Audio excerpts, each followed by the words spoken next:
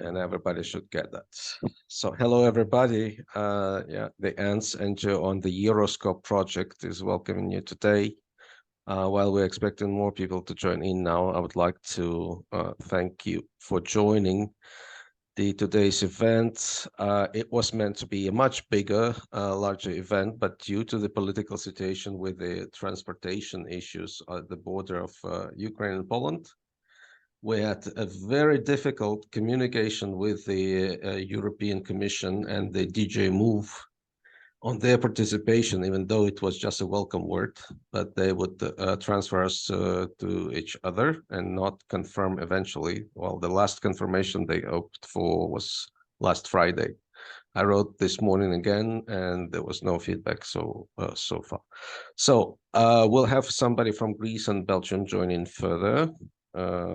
Let's see as they join. But I would like to start with a quick outline of the last communication by the European Commission regarding the cluster 4, the green agenda and the sustainable connectivity, which includes the chapter 14 of the European acquis on the transport policy. The transport policy in general has been evaluated by the European Commission as having some level of preparation in Ukraine with limited progress achieved during the reported period in general. But if we move further on to the maritime section, on maritime transport, no progress has been made during the reporting period in adopting legislation that aligns with the EU acquis.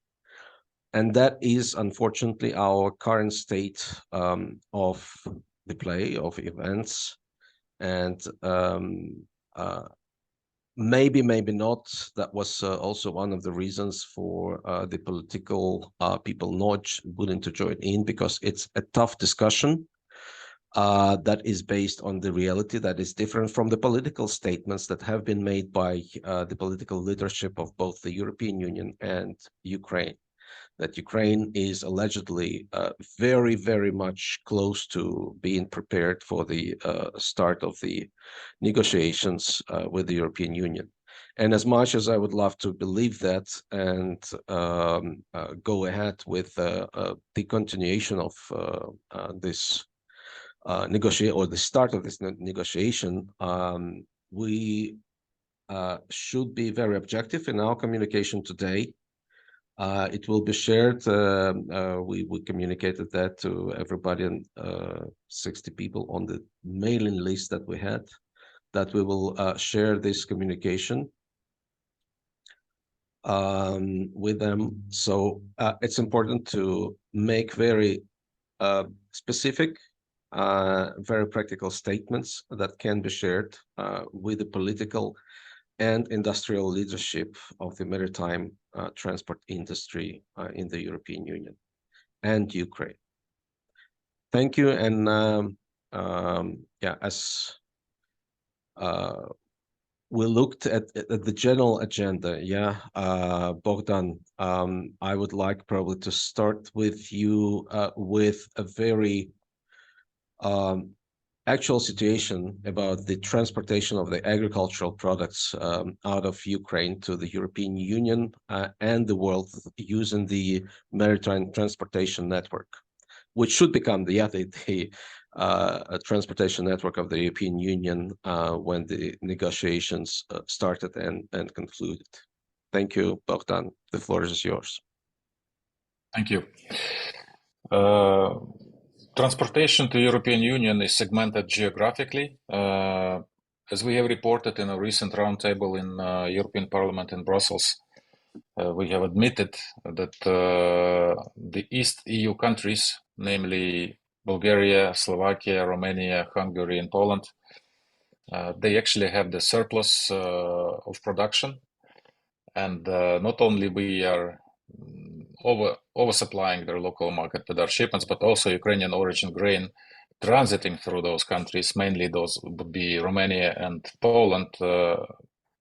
We actually oversupply their FOB market as well. So their exporters are encountering problems with the price structure and appetites for volumes of their traditional importers. So yes, we have run some studies, and we have to admit that it was a temporary walking stick, if you wish, for Ukraine to get help in the difficult times. But luckily, since middle of September, Ukraine is back to independent exports. And this has allowed, I have just read fresh statistics, to transship more than 150 vessels as of now, since middle of September. We have already scored actually the average dynamics of export shipments, which are comparable to the grain corridor, which was concluded between Ukraine, Turkey, and United Nations, and correspondingly Russia, Turkey, and United Nations. So we basically are better off alone, because this volume, which is now flowing out of Ukraine, it includes not only the agricultural products, but we also are back to exports of iron ore and metal products. So I think this flow will not be stoppable anymore. We have seen a lot of downsides already. Some of the port infrastructure was attacked after Russia exited the grain corridor deal.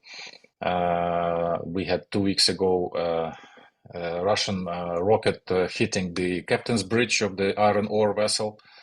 This vessel has been repaired and sailed already. Recently, the Cargill's vessel, which was moving 65,000 tons of milling wheat to Indonesia, has encountered a very close contact with the floating mine. It did not get any damages, or let's say severe damages. Neither the equipment nor people were damaged, and it continued slowly into Romanian waters. Let's put it this way. I think I just want to reaffirm my assertion that this flow will not be stopped anymore. The worst thing which could happen from now on is just when the big vessel will be hit and will sink. And I think that after even the recent events, we did not really have increase in insurance rates. We did not have the increase in the freight rates. The insurance is actually becoming cheaper, thanks to cooperation between the Ukrainian government and some of the biggest British insurance underwriters. So Ukraine has a lot of berths in the ports, not only the berths where we have grain terminals or loading facilities. We also have a lot of concrete berths, and it's impossible to destroy everything. We can do direct loading if, in the worst case, some important grain facilities and terminals in the ports are damaged. So I am very confident that this flow will only catch more of a momentum, and we actually need to load out much more. Only with the corn potential, we have to ship 3 million tons every month. Right now, we have not reached this volume yet. And most importantly, this renewed deep ports flow has allowed us to reach out to the traditional destination markets in the European community, which actually need Ukrainian raw material and processed material like sunflower oil, sunflower meal. Those would be the ports of Antwerp, Rotterdam, Ghent.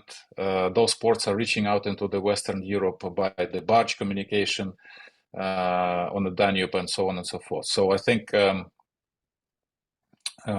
this is really putting the commodity flow in balance. Ukrainian origin corn, for example, which we have export potential of 26 million tons this season, at least. It's competitive not only to Spain versus South American corn. It's actually competitive even to China versus also the Brazilian corn. So it remains the important task for Ukrainian flow to get more protection from the missile attacks, which we are thankfully getting. We have heard of the new anti-missile equipment being installed around the ports. We are also receiving some machine gun equipment like Gepard tanks of German origin, which is very, very efficient in combating against the drones, which are coming in massive amounts. The recent attack was 75 drones. I think it was an absolute record since the full-scale invasion happened. So it's evident that Ukraine is becoming stronger thanks to the allies we have. And I think it is the only flow which can actually take place in the future in style, in the amounts which are required in Ukraine. It will take off the pressure from the Eastern European member states, which have the surplus themselves. And, the structure of European production is not very competitive comparing to Ukraine, not to say more. The average size of farm in Europe is 10, 20 hectares. Normally, the family would be working there. And this means that Ukraine, with the average size of 1,000 hectares, let's say, and we have the large producers who are working on hundreds of thousands of hectares of land, which allows to do the economy of scale effect, and we can produce $100 per ton corn. It's a nightmare for a European farmer who is really requiring the subsidies, and it's clear that when the subsidies will be out for European farmer, this would be a social collapse. Because Bogdan, that's on the production side. I'm sorry to interrupt. That's on the production side. I'm just saying that this deep water flow is the only solution for Ukraine to become stronger, to remain competitive, and to join the EU eventually, and hopefully with the growing export revenue. What about the cost of transportation changes since the war began? The maritime cost. It's still high. It incorporates their war risks. The best comparison would be right now to load at Panamax 60,000 tons of corn from port of Constanta, which is basically around the corner from the deep ports of Odessa in Romania, to Spain. You would probably have to pay $25 per ton freight and really cheap insurance. If you compare it to Ukrainian shipper would have to pay approximately $30 per ton extra, which would incorporate the war risk premium and some insurance.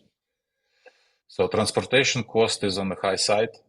It's actually very attractive. Probably you don't earn more money anywhere on planet Earth these days than by transporting the grain from the Ukrainian deep ports. The supply side from the vessel owners is rather active, and they're continuing to quote. They're incorporating the risks, and they're motivating the vessel owners, the vessel crew, to be prepared, and the motivation is there. So I think that there is a downside potential for this war risk premium, and we have to go down in freights and insurance. But for that, we need to keep on moving this flow across the next weeks and months. So I am actually bearish the shipping freights. But for somebody from trading side, do you see the transportation costs are actually being transparent? Because if we're talking about the context of the European acquis, and the cost structure that should be transparently formed, do you think that the maritime ports of Ukraine do follow this policy? Transportation costs, it's an open market. It's a competitive market. So I think it's rather transparent. You just have to compete, and you get booked if you're the cheapest one.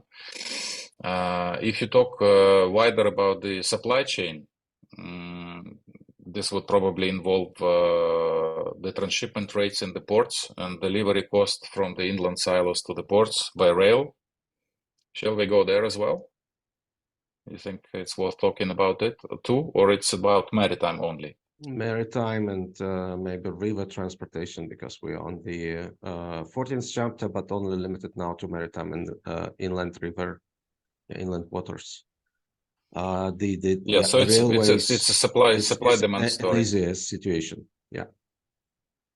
Yeah, actually, railways are extra expensive, and it's a problem. Ukrainian railways have a monopoly, and a lot of exporters complain that before the corridors were open, the cost of transportation would be roughly $20-25. Now it's $20 extra, just because Ukrainian railways needs money.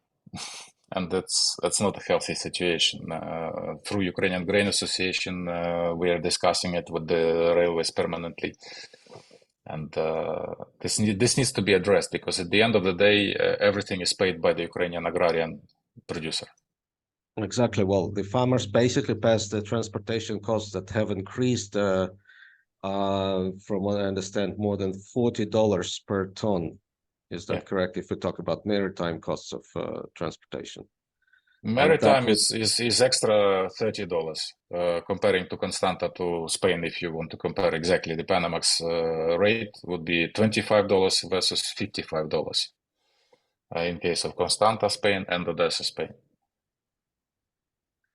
yeah, so that means that we are not in a very competitive position today. And you think that basically it's all only due to the war, or there are other issues involved from your side? It has to do with the war risk. It has to do with the extra flow which needs to be moved. We are actually competitive. It's just a matter of a lot of agrarians barely breaking even with their production and not being able to improve their technology, or in the worst cases, bankrupt, of course. So this on the back of the land sales, that soon we will have permission to sell 10,000 hectares of land into one juridical entity. And this happens, it's a very bad coincidence that the farmers are making losses and they're going bankrupt. And at the same time, there would be some forces which are able to buy at probably the cheapest level possible the land resources in Ukraine. So this is becoming sensitive. Well, we are monitoring the situation. There are three laws, draft laws in the parliament today in the Ukrainian Verkhovna Rada that should actually, well, not prolong the period, but actually postpone the sale to to companies of 10,000 and limit for now just by 100 hectares. Yeah, and if that becomes effective, of course, that would change a little bit the situation. But in terms of transportation and focusing on the maritime, is there any critical issue that have to be addressed and assisted by the European Union as of today? Because we know about the solidarity lanes have been very effective. What would be the top priority from your side as a trading facilitator and an agrarian facilitator? What would be the top priority that should be requested from Brussels? The top priority remains the same. It's in the military sphere. Ukraine needs to have more subjectivity in respect of the protection from the attacks, and the less unfortunate precedents of hitting the infrastructure or hitting the vessels we have, the less will be the risk premium, the smaller will be the freight, and the more revenue will be received by the Ukrainian producer. So it's just that. I think otherwise the competitive market will do its job. All right. Thank you very much. Thank you very much for your input and for sharing the insights. They're very valuable, and we should address that to our European partners as well and continue doing that. So because we have already shared that during one of our events at the European Parliament in October. We will share now this video as completed with more colleagues in the transportation units as well of the European Economic and Social Committee, the European Commission, and the DG Move. Thank you, Bogdan. Welcome. Please stay as much as you are able to. And Victor, please, you have the insights of the actual transportation situation in Ukraine with Yeah, as we just heard, yeah, competitive market situation. How do you think much competitive the market situation is in Ukraine? What are the structural challenges? What are the investment needs? And how close we are to the European standards in terms of ports infrastructure management, but also the freight conditions for different clients? Thank you. The floor is yours. Thank you very much, Roman, for invitation on this meeting. And first of all, I'd like to fully agree and support our colleagues Bogdan about his opinion, what's going on with transportation of grain. And it looks like not just for grain, it looks like for economic system of Ukraine, because it's really important if we will not work with through our seaports with deep berths. I am not sure that we will survive, because we see what's going on our border, inland border with our with Poland, with Hungary, with other country, and it's just one way to protect and to have some trading. Possibility to earn money for our country and for business who are taxpayers in our land. And but other way, if we'll compare the ocean freight, like told Bogdan, for $25 per ton from Constanta to Spain against 55 tons from Odessa or Chernomorsk to Spain, it's much better than we will use then we used railway transportation and inland transportation through Danube ports, and but it's still much higher and than normal price. And last week I heard our government make some decision to add some fund for $50 million for endurance for ships who decided to visit Ukrainian ports. And that means that endurance for cargo should decrease from 5.4% to 1.25%. Normally price for endurance is 0.5% from the price of cargo. So I hope that soon we will see the difference between freights from Constanta to and Odessa less than $30 per ton. I hope that, because now I spoke yesterday with freight broker, and he told me that up to $10 per ton costs the price for endurance is up to $10 per ton. That means other $20 the price for ocean freight, extra charge. And it's really market for, it's open market, temporary market. You asked about that, about maritime market and ocean freight. It's really temporary market for us. And I assure you that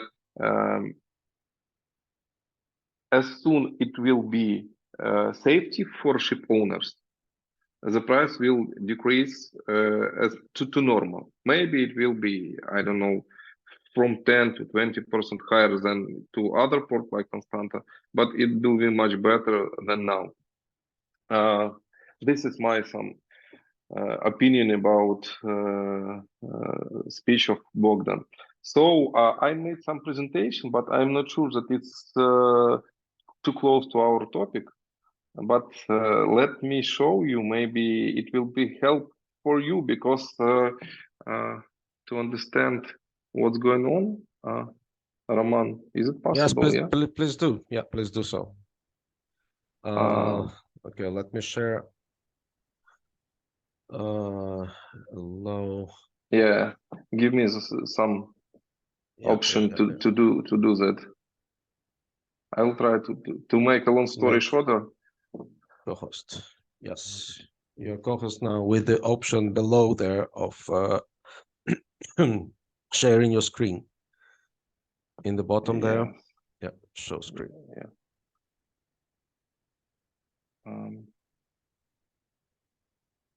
You can see my desktop.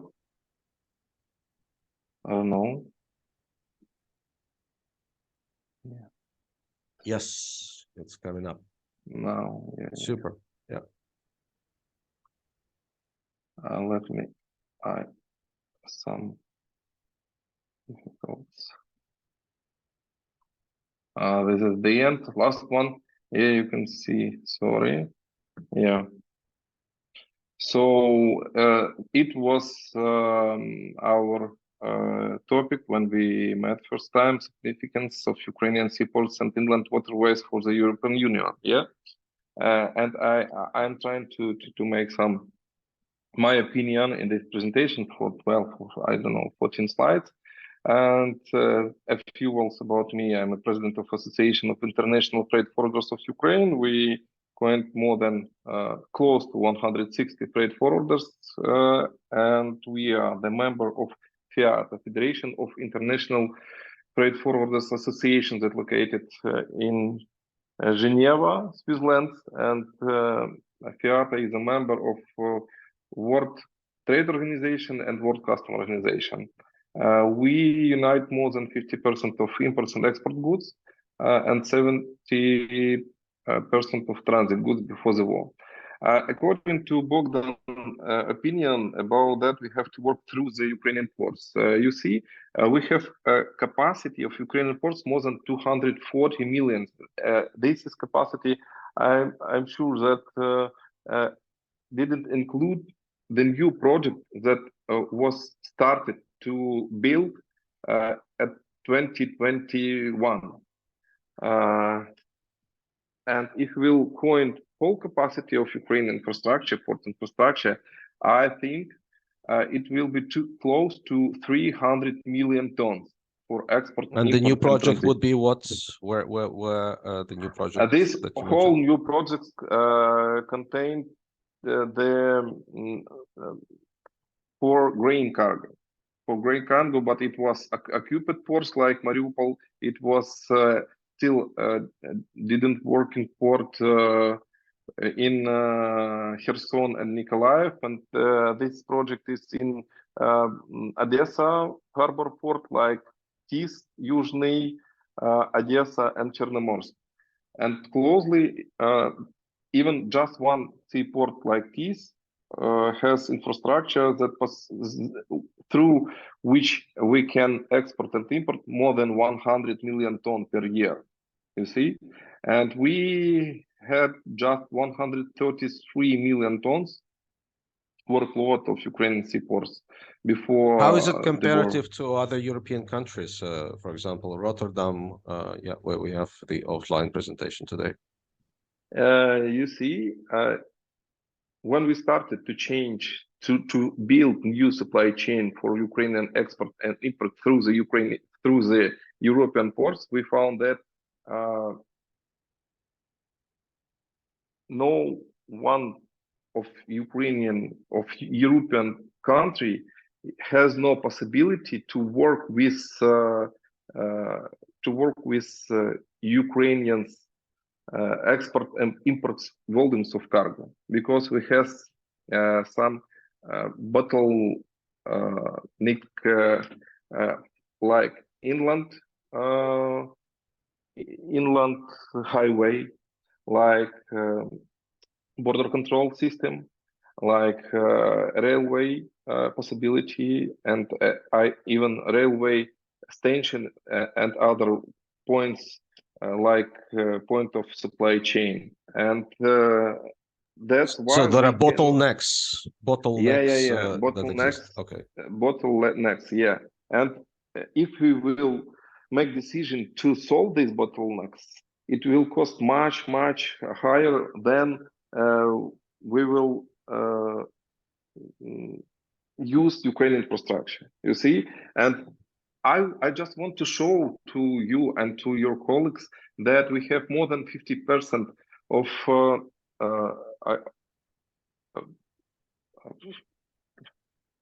more than 50%, like 100 capacity, capacity empty which we can use for cargos to East Europe and from East Europe. Ukraine infrastructure, because no one country in European Union has no such infrastructure like Ukraine. Even not so transparency railroad, but we have a huge possibility to make a supply chain for cargo from East Europe cheaper than they use their infrastructure. Is it clear, Roman? All right, yeah, yes, Yeah. yes, super, thank you. Please continue. We have to do some homework for that. And I would like to explain you lower. So here you can find that we have 2 million, more than 2 million TEUs capacity for container terminals of Ukraine. And we use 50% like before I told you for whole infrastructure, maritime infrastructure. You see, 1 million TEUs for 2020, 1 million TEUs for 2021 year, and total we have more than 2 million TEUs. And my association, the main topic and main challenge for now is to recover of container transportation cargo and ferry transportation cargo from Ukraine and to Ukraine. And we found 2 vessels. I would like to share with you my things. And I think if everything will be okay, in the end of January, maybe in the middle of February, we will it will be the first vessel called to Ukrainian ports. And from that time, the price for Ukrainian export and for Ukrainian import, like for consumer goods, yeah, will be cheaper, much cheaper than now, 2 times, 3 times. Because if we will compare like ocean freight for container, inland transportation, price for inland transportation of container from Constanta to Kyiv cost 3,500 euros against $1,500 when we will recover container transportation. So I have just not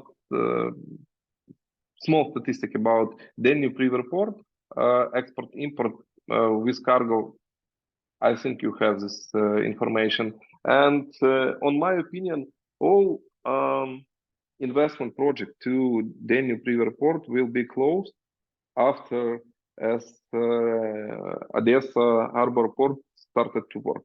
And even now I see lines of trucks with grain along the road to the ports because all of them changed their logistic from Danube River Port to Odessa Port.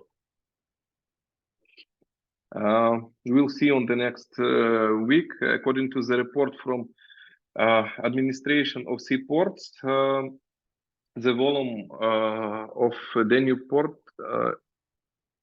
decreased for 20% for last month. If we will compare with October. So a few moments about different roads, transport roads through the Ukraine, and you can see these roads, and you can imagine from which countries and to which countries we can use Ukraine infrastructure for East Europe.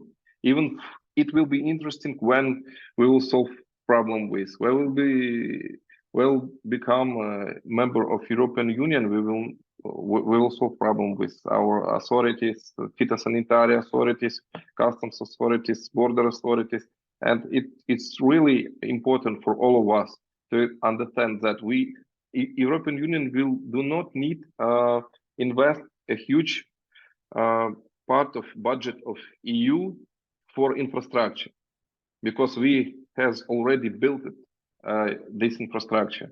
This is my opinion. Just we have to know about different project of transportation cargo through Ukraine to Europe. Yeah, Poland, Lithuania, Poland. Yeah, I will add to that in July there was already a DJ Move presentation published, and well, it was just became online publicly available about the plans for the railway transportation investments in Ukraine. Yeah, so to make a system just what you showed, yeah, more adjustable for the European tracks. Yeah, so that the European trains can go directly to the port of Odessa and as well by transit to Romania. Just wanted to add, yeah, in this concern. Thank you. Yeah. And I would like to pay your attention that Ukrainian business found, I don't know, solution to make transportation through by ferries through Turkey, different types of cargo to Ukraine and then to Lithuania and to Poland. How it named? Contrail transportation, trucks without the car. Contrail transportation. Yeah, that's basically on trains. Yeah. By ferry, but without drivers and without truck. It's easy, and we do not need. And this way of transportation will solve the problem. Like now we have problem between Poland and Ukrainian truckers. You see? Yeah, but it is also very essential for the European Green Deal because it eliminates a huge amount of CO2. Yeah. And one more Trans-Caspian International Transport Road that you can find again that Ukraine is the part of this supply chain, which will be used or which can be used like alternative of the waterways transportation to the all Europe.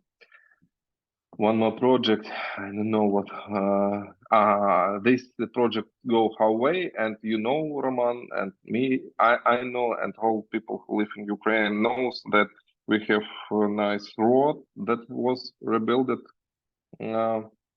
last few years, yeah, and that's one of that's why it will be work after the win in this war. I'm sorry.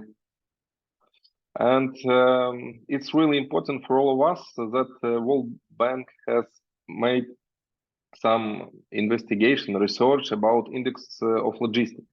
And Ukraine mentioned 79th place with logistics index, and it index contained 6 or 7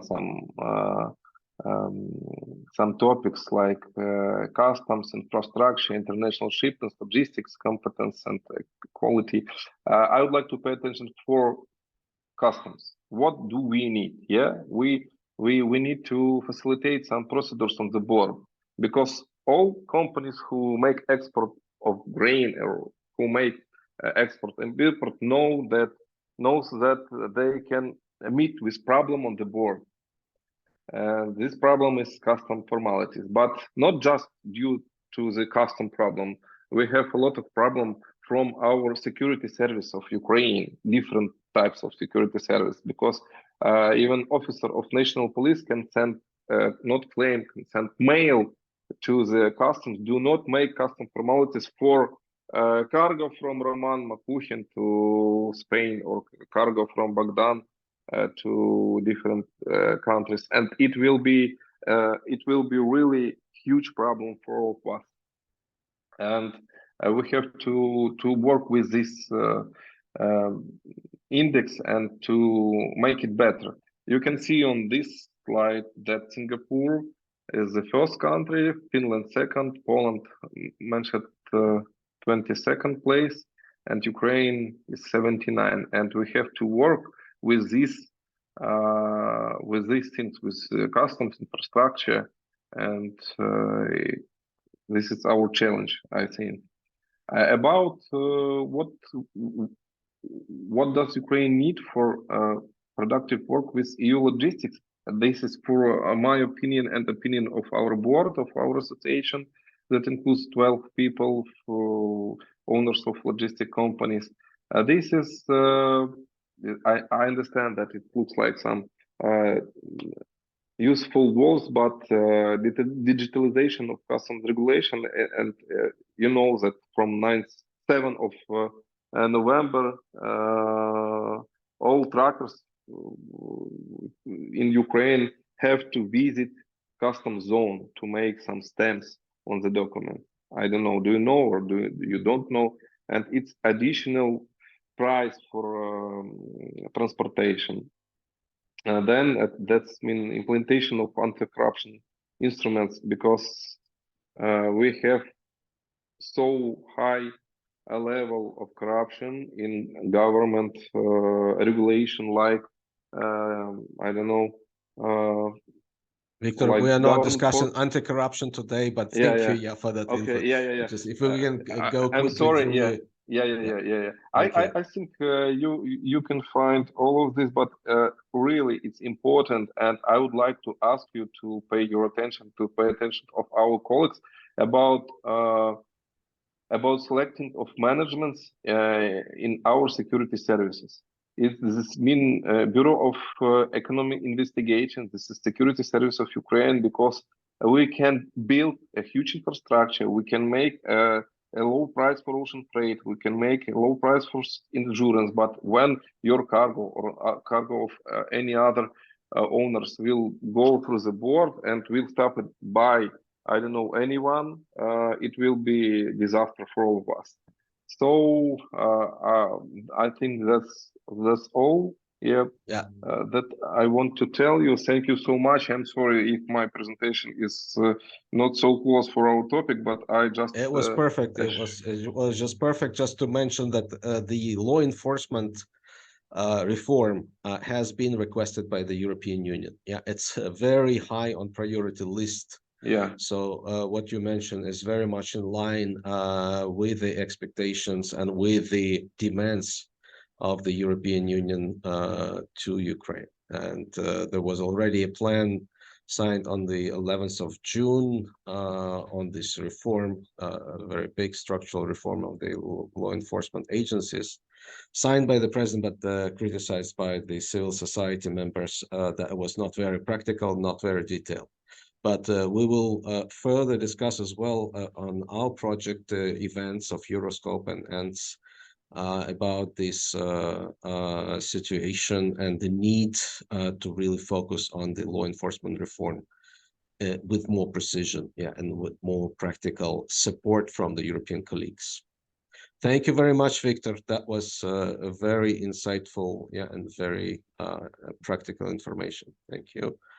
And as we progress, well, the Ksenia, I understand that you, among all of us here, is the most knowledgeable person of how much Ukraine has been advancing in terms of the European acquis of the European legislation approximation with the European Union in terms of the transport, maritime in particular, and those regulations that have to be met and compliant with.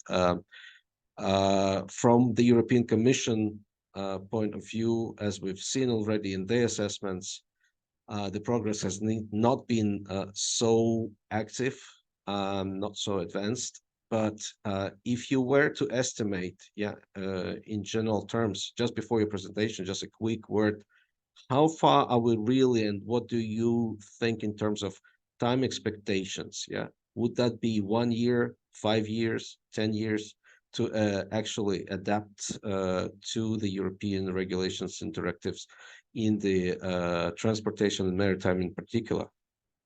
Yeah, and now the floor is yours. Thank you. About time frame, actually, I don't know the answer to this question because, as I can see now, we don't have, not we, but there is no political will in our government to make some progress in this sphere. For now, for example, if we are taking association agreement, which contains the basics of EU acquis in maritime and inland water transport, then I can say that there was no much progress in maritime transport, And if we take inland water transport, then as you all remember, in 2020, Ukrainian parliament voted the law on inland water transport, which established the frame for this industry. The problem is that there are a lot of work to do here, because Ministry of Infrastructure needs to develop and adopt several more than, I think, 30 legislative acts, bylaws. The problem is that I will show you in my presentation then amendments to the law of 22nd of November 2022, the previous year, excluded the NGOs, business associations, citizens from this public discussion, as well as the state regulatory service of Ukraine. So we are excluded from this Euro integration process, and we don't know what's happening there. If there happenings, we can, of course, we can see it from the register of legislative acts of Ministry of Justice, but still we are not involved in this process. So I think that things will not become better in a year or in 2 years if we will not go to our members of parliament and to ask them to change this part of the law. Because I think it's not right that we, as citizens of Ukraine, were excluded from this Euro integration process. Yeah, but that's a lot. Sounds like a lot of legislation to actually update to align with. Yes, it's a lot of legislation, but I can share the one positive example. Then during the previous the cadence of previous Minister of Infrastructure, we had the working group in the ministry, which included the government officials from the Ministry of Infrastructure, the representatives of businesses, business administration, business associations, I'm sorry, and NGOs. And we had fruitful work together. We gathered once or twice a week, and every 2 or 3 weeks, we had the new ready draft of bylaw or minister's order or regulation of Cabinet of Ministers. And it was to align our legislation in the sphere of inland water transport with EU acquis, and it was very good until I think 2020, the end of 2020, and then it's just stopped. Yeah, we are not involved. All right, Ksenia, you have the co-host, right, to share the presentation? Okay. Yeah, and just a couple of words also about your association, well, the original purpose and the idea, the concept that you had in mind, what the association had to deliver to the stakeholders in the maritime market of Ukraine and the European Union. Thank you. Okay, a couple of words about my associations. The associations was present in Ukraine from 1990s. Then we renovated, we can say that it in 6 years ago, in 2018. The main task was to help the ship owners and the maritime agents as their representatives to work better in seaports, to remove all these regulatory obstacles, and to push for the regulation, to push for, of course, fighting corruption and everything like this in seaports, to make all these procedures more easier and more quick for goods transportations from the seaports to the seaports and by inland waterways. So I'm working in this field for more than 6 years. I mean, as the CEO of Association of Maritime Agents of Ukraine, and I'm working mainly with legislation with government officials, members of parliaments, because the most of problems are going from our legislation. Yeah. Yeah. Yeah. All right. Yeah. Thank you. Okay. Your presentation. Yeah, we can see it. Okay, perfect. Yeah. I'm trying to. Oh, sorry. Oh, it's okay. It's all right. It's okay like this as well. But if you want just to make it slideshow, it's below there in the bottom. There's the slideshow button. Yeah, yeah, exactly. Thank you. Okay, so in my presentation, I wanted to go from the general information about the maritime industry of Ukraine to the particular things which concerning our EU integration. Here you can see the general information about the maritime transport of Ukraine. Victor already told about this, but I wanted to show that Ukrainian maritime and inland water transport still have potential of also for growing. Also, if we will open our maritime navigation fully, we will. I hope we will develop further, and we will be more prosper in this field. So 70% of export of Ukrainian goods was going through Ukrainian seaports. 152 million tons of cargoes were handled in seaports in 2021. The numbers of seaports 18, and the numbers of vessels only, it's not that much, 410. It's the vessels under Ukrainian flag, so yeah, not that much. The brief overview of inland water transport of Ukraine: 21 million tons of goods were transported by inland waterways in 2021.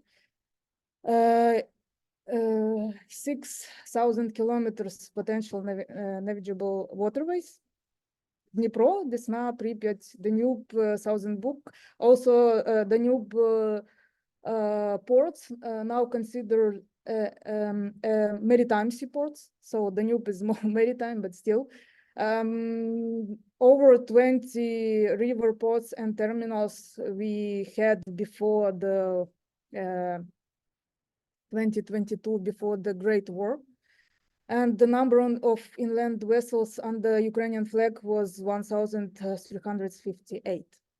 On this map, you can see the so-called density of navigation through the Dnipro River in each part of it. So it's just a general information, just to show that we still have potential for this industry. So here is the structure of management in maritime and inland water transport. I wanted to show this because I didn't know the full target audience for my presentation, so I just wanted to show how the industry works. We have a Ministry of Infrastructure, the Shipping Administration, which is responsible for implementation of legislation in the maritime and inland water transport, mainly in the safety of navigation. Shipping Administration manages State Hydrographic Service, Classification Society, Shipping Register of Ukraine, and State Enterprise Mortgage Service, which provides services for seafarers, like issuing the certificates and so on. A Maritime Search and Rescue Service is managed directly by the Ministry of Infrastructure. Also, Ministry of Infrastructure manages the State Enterprise Ukrainian Seaports Port Authority, which is the main government's body for Ukrainian seaports. So it's the managing body who is responsible for organizing the work of Ukrainian seaports, all of them. We have State Enterprise of Waterways, Ukrbotschlag, which is responsible for maintaining the inland waterways, dredging and so on.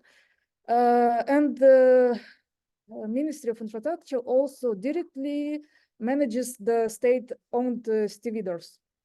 Now I will try to explain why I showed this all this scheme of the industry. So here are key points of my presentation. We can go from the first one. It's as it's written in report on maritime transport, there were no progress during the reporting period. So from June 2022 until June 2023, but actually there were no much progress from the from the time when association agreement came in force. About inland waterway transport, they mentioned that in 2020 the law on inland waterways has been adopted, but still we need to our government should work on adoption and the implementation of bylaws about the access to profession, river information system, and dangerous goods and so on. As I already told you that we are all excluded from the public, from all this public discussion. Actually, if you will read that law, that there should be no any public discussion if this draft laws or draft of bylaws, if they are somehow connected to the association agreement. The main problem is that the basics, not problem, but challenge, that the basics, the basic EU acquis are included in maritime and inland water transport, are included in this association agreement. So we are just excluded all NGOs, business associations, citizens, except for government officials. They are excluded from this process. And the last key point is that the Ministry of Infrastructure is actually main policy-making body in maritime and inland water transport and manages respective authorities and state-owned enterprises. So we can say that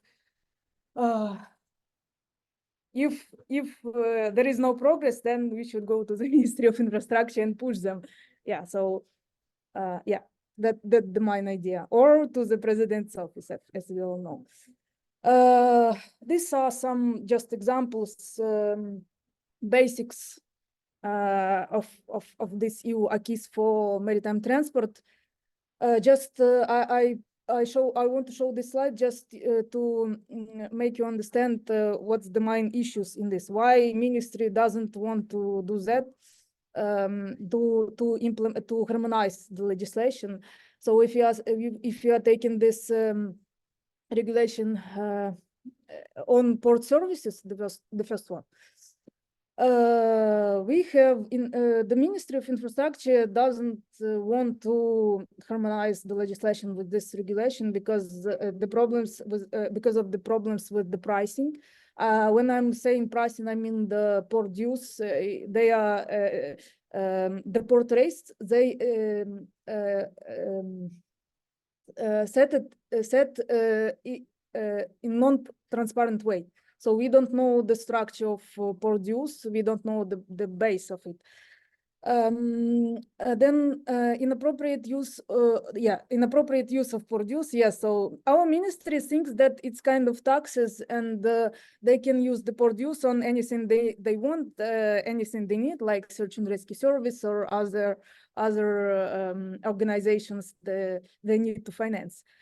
Inadequate regulation of port services in markets. When I'm saying that the regulation, the port service regulation establishes the framework of access this market. In Ukrainian seaports, some markets they don't have this kind of regulatory frames. For example, the towage market. It considers that as competitive, open competitive market. If you read this port service regulations, actually it's not, because it's economically, if you see, take a look, then it's oligopoly. And for example, when the grain corridor worked, I mean grain corridor with Turkey, Russia, and United Nations, when it began to work, then on this market, the prices rose for 300%. Just because of this, the expenses on the port on the vessel call to Ukrainian seaports for ship owner were 3 or 4 times higher than the cost of call to the Constanta or Varna, to Romanian or Bulgarian seaports. So there was just a price collusion, and actually Ministry of Infrastructure and our anti-monopoly committees, they didn't want to do anything with it. For them, So do you mean it was not justified increase in the price? No, for them it was okay. They said it's not a problem. Just we don't want to do anything with it. You should be happy that we have this grain corridor, and that's all. And what did the anti-monopoly committee say about that? Anti-monopoly committee said that they gave a very, I would say, funny reply that answer. They said that you should ask about this price collusion.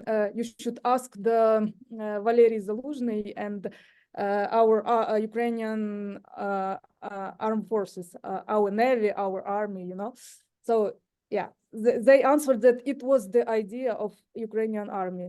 Actually, I also have a response from our navy, and they said that actually they don't know what's the problem, and because they are not included in this process of pricing.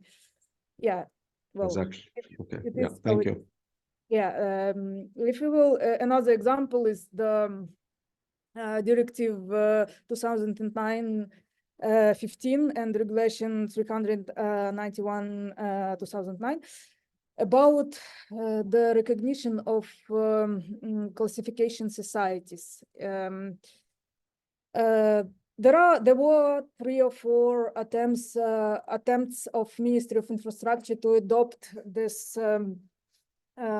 to harmonize the legislation with all this acquis.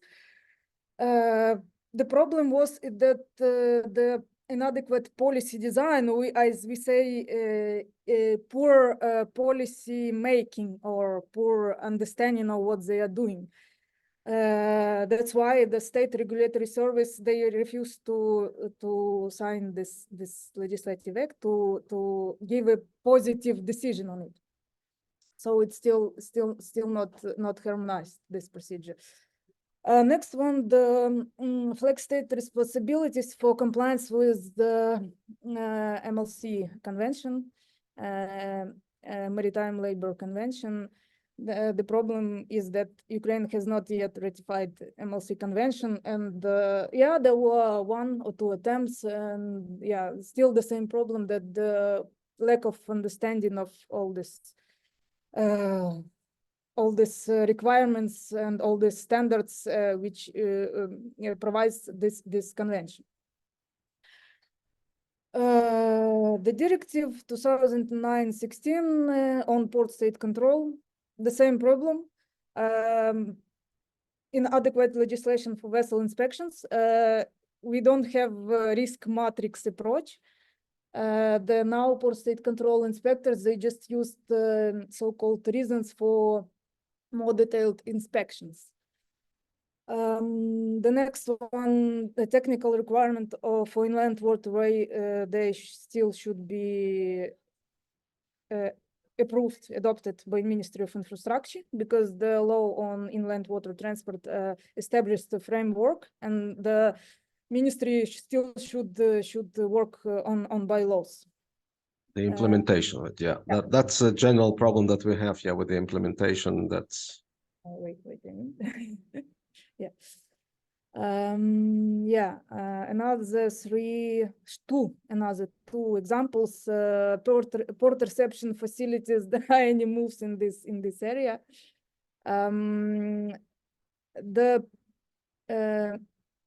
ports, ships, ports, and port facility securities. Why I included this acquis in the presentation, because even now during the war, is almost 2 years of the war in Ukraine, like a full-scale war. I'm not saying about the before 2014, but still our legislation is still not in line with SOLAS Convention and with ISPS code. We still don't have adequate regulation of port security. So you Just see a couple of words. Just a couple of words. How important it is during the wartime now that we're in. The SOLAS chapter 11.2 was came in force after the 11th of September 201, when was the terrorist in United States. So these regulations, they are about the protection of seaports and ships from these terroristic acts and other similar harmful activities. So they are very, very important for Ukraine. Yeah, so we are still not there. Yeah, and does it require just legislative effort, or is there investment involved?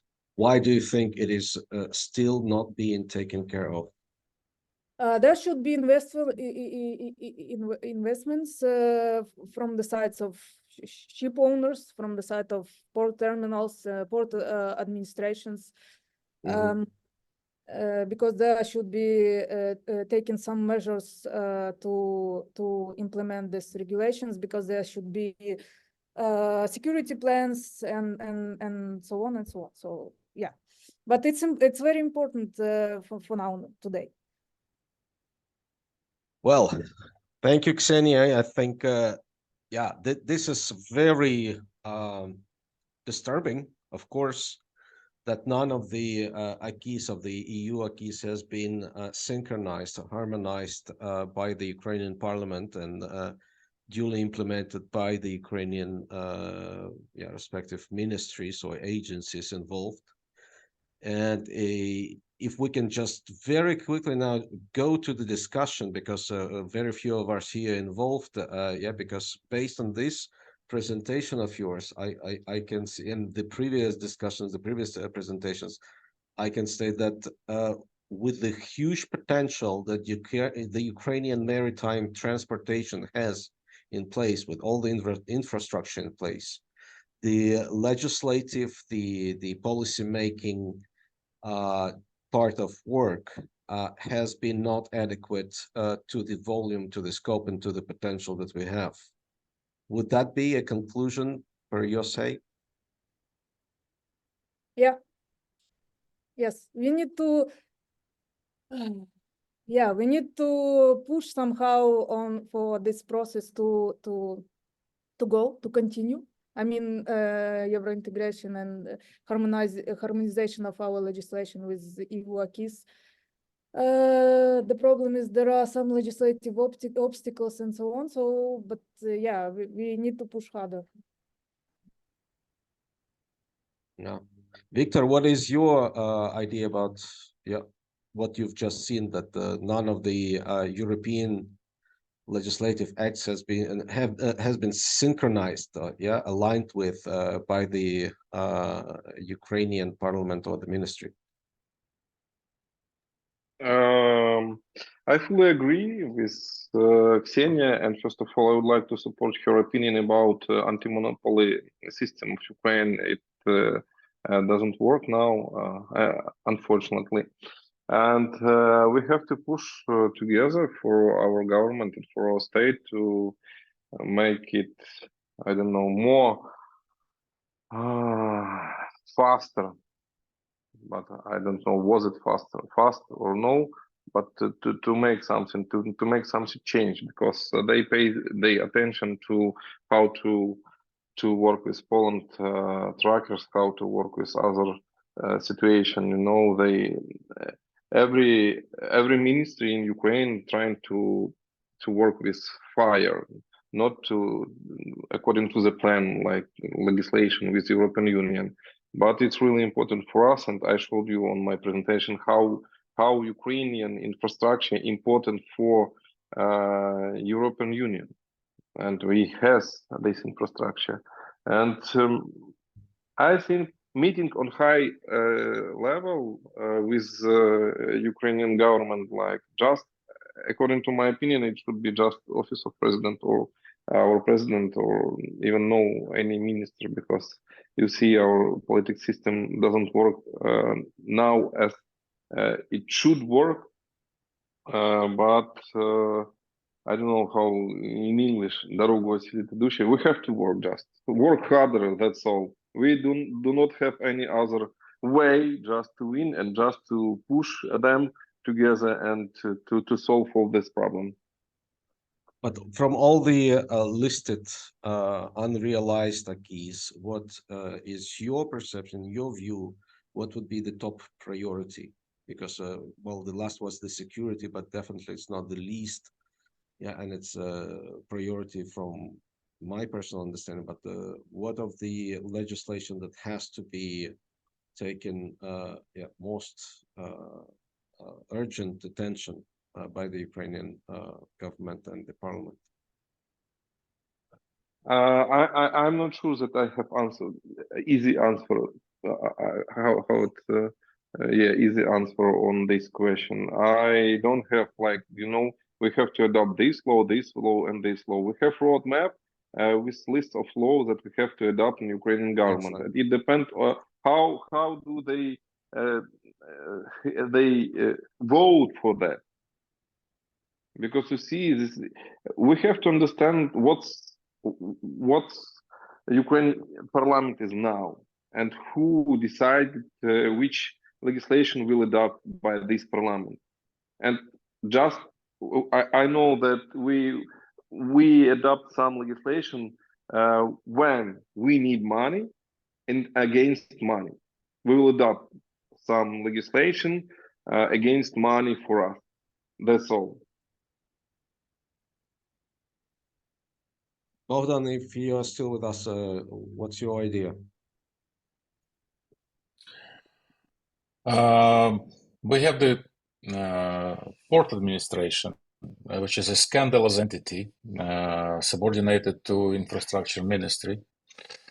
And this has been a never-ending story. This is a place where all the crooks are concentrated. So I think, okay, this was emotional, but to go practical, I think what Ksenia has absolutely correctly mentioned, our port dues are probably the record numbers if you compare it to any other big deep ports in Ukraine. And the problem is, as she rightly said, is that those big amounts which are collected, they are spent like a tax. They are not spent like a development resource for the ports. And we have a huge potential to build on, yes? So, especially in the context of the international transportation corridors. So I think that this is one of the core issues which will have to be addressed at the integration negotiations. I don't mind, and I think our farmers are okay to incorporate into their supply chain cost the high port dues, but in this case we have to reinvest those dues into the port's ability to process more, to process faster, and to give a better service. That's my perception. Yeah.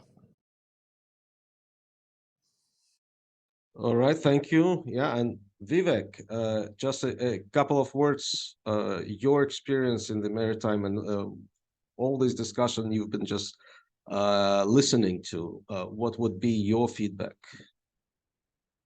Yeah, starting with your experience. Yeah, thank you for, first of all, having me here. Can you hear me? Okay. Perfectly. Yeah. Okay. Yeah, thank you for having me here. It was good to listen into this conversation. Just to give a quick background, I have a maritime background, 25 years, both from the sailing side, but also the last 10 to 12 years working on the shore side on different topics. The last few years, I've been focusing on the anti-corruption front on the shipping sector. and I currently work at an organization called the Maritime Anti-Corruption Network. But I'm not here on the official capacity. I'm actually listening into this conversation because very important, not just for Ukraine, but also on the regional context and on the international context, how in these times, one, what I hear from the conversations that I've seen today, but also more broadly, is one is the leadership element on this. There is a lot of areas that trade, shipping, and seafaring, if I want to put them in three buckets. There's a trade element, and then there is a transport element, which is still 90% by shipping. We don't have any other form of transport. And this is where I think a country like Ukraine or the region shows a huge potential, which has been shown today. And then there is also the seafaring element. Ukraine is also a human capital provider to the globe today.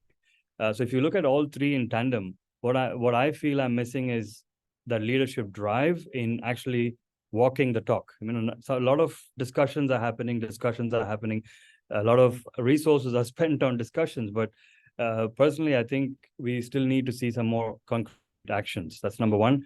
There are experts in this room that we have heard. I'm very pleased to see that there is the clear expectations from leadership, but also from the authorities, and then the private sector can respond. So that's one element on the whole leadership element. The second element is the whole legislative aspect.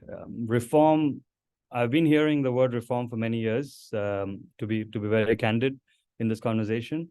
But I also failed to see, I think, reading that European Commission report, there was also, I think, earlier report in February that came out that actually highlighted what is expected.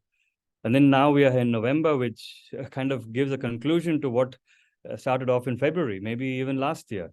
So again, walking the talk from a legislative execution level is where we need to do more. There's a lot of opportunities as much as there are challenges. That's what I see. And thirdly, I think it'll be good to better understand. These conversations should come out more openly in probably more international forums. What I'm missing is also the support that the international community is looking at very specifically on the maritime domain. We see a lot of resources being utilized or money being spent on various other topics. But what about this particular sector? The whole transport, maritime transport sector, because Ukraine contributes to the three segments, the rail, the road, and maritime. So what I'm missing also from the international community is, where is that support coming in? In what form is it coming in? Also from a financial point of view, where is that coming in? And what areas is that coming in? So that's why I wanted to put in three segments: the leadership element, the legislative element, and also the international community. Where is that boots on the ground, if I went to call it, right? There is a lot of expertise within Europe that could be put in place. Because what I heard today is also potentially there is a lack of expertise. There could be various reasons for this. People have to, there is an ongoing war which has to stop. So those resources have to be utilized in the war. But at the same time, where is it going? What is the future of these expertise? Where should that come from? Should it come from Ukraine? Should it come from outside? Should there be a capacity building exercise for these resources? Again, I have a lot more questions. Unfortunately, that is what I want to quickly contribute to what I've heard today. But thank you for having me, and thank you for making me participate in this. That's very valuable. Thank you very much. That is a very valuable structure, of what has to be done and the leadership point, and what Bogdan just mentioned. The Port Authority of Ukraine. Well, they've been a challenge. They have a very beautiful website. Me as a digital development background can say that they have a nice website, very expensive, but that's probably all that they have, because behind this website there is no service or leadership or vision involved. And that's been a subject that I've at least seen in many articles and concerns in interviews, that the Port Authority of Ukraine has been the biggest disappointment in terms of expecting this leadership to happen. because they have all the authority and the tools and the means to actually walk the talk.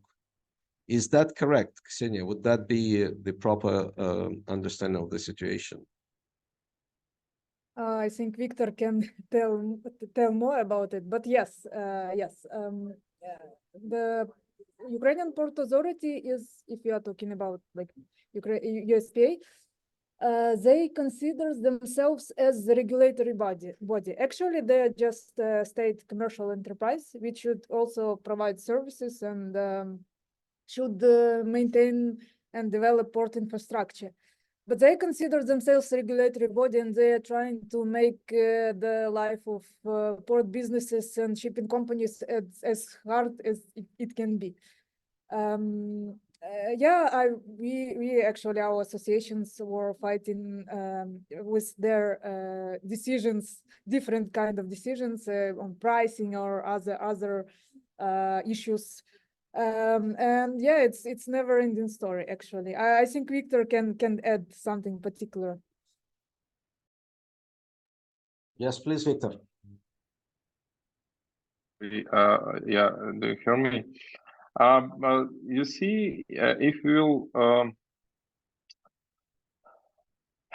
I'm not sure that we have authority of Ukrainian seaports, because it should mention and name Ukrainian seaports administration, because I cannot understand what values they add for Ukrainian business. This is my opinion. I mean, Ukrainian seaport administration. But we have to think about all picture that I showed you before on my presentation about Ukrainian infrastructure. And I'm not sure that it will be easy way to get some to solve problem with the highest ports tax in Ukraine, because as I remember that it's they mentioned fourth place in the world, the highest port tax in the world. Yeah, and we remember as Ukrainian NABU fight for that with our Ministry of Infrastructure, like Amelian and Pivovarsky, and I am sure that nobody will decide to make the same in the future if you speak about this topic. And we have to work closer with Ministry of Infrastructure and Mr. Kubrakov to solve all of this, because I'm not sure that he understands how really important is maritime system for our country. He has the deputy minister like Yura Vaskov, and we have to help him understand better maritime sector of Ukrainian economy. Thank you very much, Victor. In that respect, immediately jump into Vivek's comment that capacity building is probably one of the things that we have to do.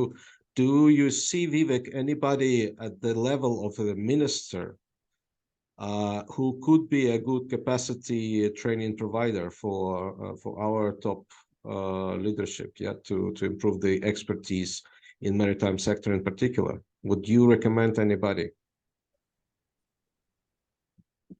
Is your question related to in Ukraine, you mean, in the ministry level?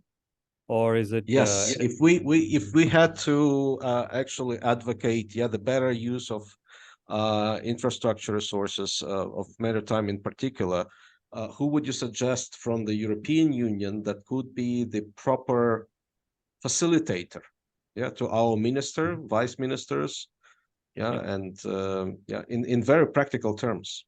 Thank you. Yeah, thank you. I think if I just give, there is a European Maritime Safety Agency. If I were to start there, and they have already outlined in their previous audit what Ukraine needs to do. I think that was also mentioned in the EU Commission's report.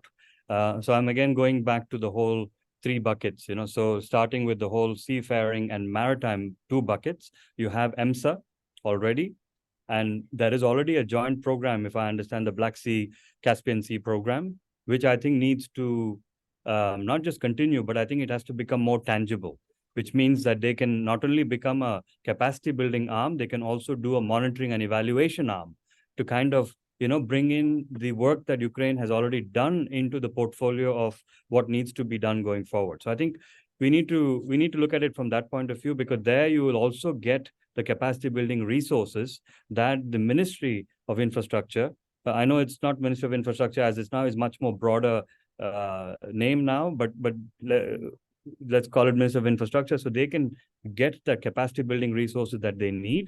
And I would agree with what Mr. Victor has said, that it's not just to let them, I think they need to also probably understand why this is important, as not just what is important to do. Why is it important is a huge element probably that's missing, and that capacity building has to happen. From a trade angle, the first box that I talked about, the trade angle, there is the UN, the UNCTAD sitting in Geneva. I mean, they have done a lot of work with different countries. We talked about customs earlier. Victor mentioned customs. I think Bogdan also alluded to the ease of doing business element through ease of policy and ease of legislation, ease of practices through customs, how they do what they do. So I think there is already work that the UNCTAD has done previously in other jurisdictions, in difficult jurisdictions. So again, there could be a capacity building process here. There could be learnings that can be adopted. And this, I think, would be going to the finance ministry, perhaps, if it's directed to customs, but it also ties into the Ministry of Infrastructure's work. So that's another element. And then if you look at security broadly, or the border security activity, again, I'm sure European Commission or the European countries have that resources. I'm not an expert when it comes to that particular topic, but again, there was a mention that how that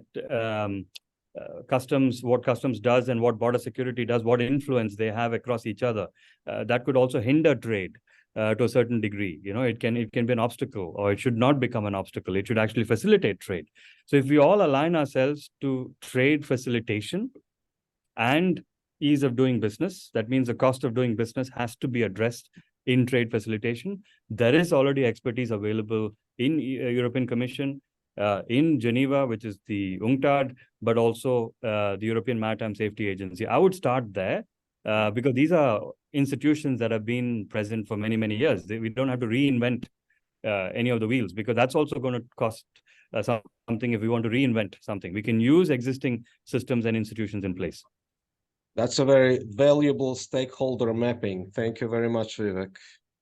Bogdan, from what you've heard, what, in your opinion, is top priority for our maritime?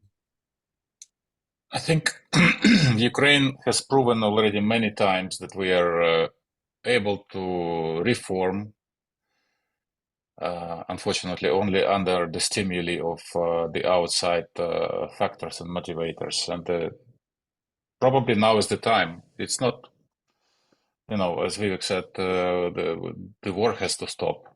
I don't think we have to mind the war and use it as an excuse for, to wait for something to stabilize. We know a few countries, like Israel in particular, who has been in a state of war for decades. North and South Korea has never concluded any peace deal, and you can see how much different those two countries have become. I think that we actually need to use European bodies to move the port administration of Ukraine into the sphere of giving a service and becoming just an administrative body for development of the port infrastructure, and to making sure that the infrastructure is expanding. The capacity of our exports and imports operations is becoming more powerful. And yeah, I think that the Vivek is what he was stipulating is actually very systematic proposals, which I'm very glad are getting recorded right now. And I'm rather pessimistic in respect of our ministries getting all of a sudden into getting the reform shoes on and doing something on their own. I appreciate, and I know both Mr. Kubrakov and Mr. His deputy. They have a lot on their plate right now. They have to take care of the provisions for the front line and so on and so forth. But we are definitely, as the non-formal, non-governmental bodies and the experts which are there, we are there to help them right now at this stage, and to maybe convey some information and impulses to the Brussels, and getting some people there on board so that they are actually tackling not nominally, but in particular with the practical steps, with the visits, with the roundtables, with the road mapping, to make some progress happen, and that's the right path. Thank you. Yeah, all right, thank you. That was probably the vice Derkach. Or not that vice. The deputy of Kubrakov, Yuri Vaskov. Vaskov, okay. He's actually he's actually very experienced in the agency, in the ports, and so on. Derkach is deputy for inlet. For inland transportation, yeah, and because he's been in the news lately for this Poland situation at the border. Yes, well, thank you very much, everybody. I think this has been a very practical discussion. And yeah, as I said, yeah, we've been expecting some European Commission people that have yeah, their political priorities other than Ukraine. Unfortunately, Ukraine has become a very delicate issue in Brussels, in Washington, D.C., elsewhere in the past 2 months at least, since yeah, the Middle East situation started in early October. And Ukraine has been put off the agenda in many high-level political offices. For that reason in particular, it's very important to have high-level technical discussions, as we just had, with the stakeholders most interested in the results in practical business development. So I very much appreciate the presentations. Victor, please share your presentation. I have Ksenia's, so that we can share that all together yeah, in one package with the videos that will be produced. So thank you very much indeed. I'm stopping the recording. We can still stay for a social discussion. Thank you.